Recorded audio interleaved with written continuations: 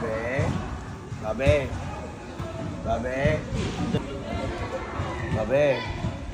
Usap tayo. Diyan ka ba? Babe.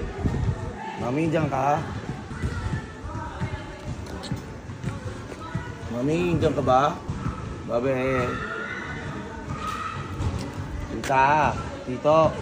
Andiyan po si Jenna. Uy, ikaw. Ano? Baka nandiyan si Jenna.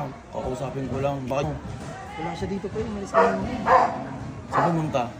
Eh, ano sila kasi nagmamadali sila kanina. Tulog pa kasi ako nun. Ginising lang ako para magpahinga. Tulungan mo naman ako. Kausapin ko lang si Jenna. Saglit lang. Oh. May number ka ba niya? Wala akong number niya. Binalak niya ako sa lahat ng account eh. Kahit sa Facebook? Baka nandiyan yung tinatago niyo lang. Wala pre, wala talaga umalis sila kanina. Pero, ano pre, kumbaga, ako na request ko na lang sa'yo pre. Medyo, layo mo muna ng konti na pre.